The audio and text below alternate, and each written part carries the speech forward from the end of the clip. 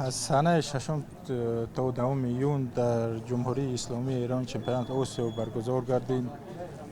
برگزار گردید در نمود کورش در وزن جمع 100 کیلو من سزاوار جای یکم شدم.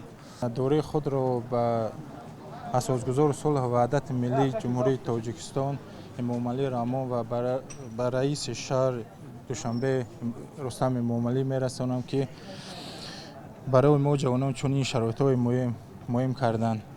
من دوره خود را به پرزیدنت فدراسیون کورش جمهوری زورشو نور محمدزاده میرسانم که برای همه شرایط‌های مهم کردن در آینده کوشش میکنیم که پرچم دولتمون رو برداریم.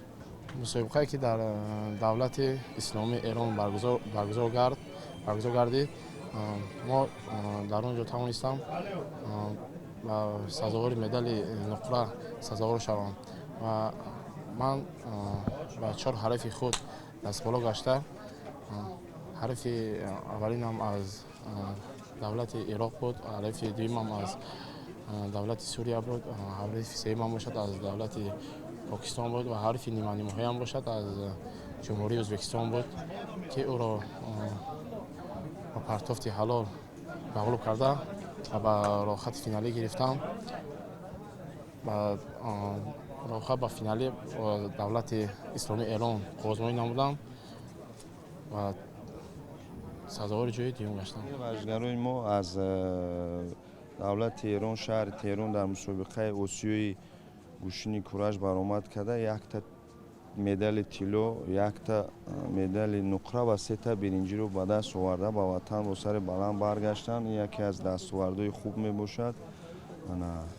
ما در آینده کوشش میکنیم که در دیگه مسابقه هم خیلی اشتراک کنن، خیلی پرچم دولت رو بردارن و چی دستگیری و چی مشکلی میشه ما هم وقت یاردم میکنیم.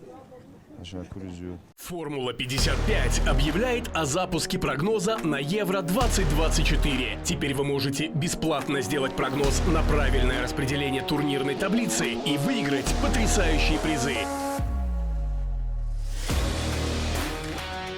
5 смартфонов Redmi Note 13 Pro, 3 консоли PlayStation 5, 5 подарочных карт на сумму 7555 самани, 5 подарочных карт на сумму 10555 самани и наш главный приз – электромобиль BYD Song L. Не упустите свой шанс стать обладателем этих замечательных призов.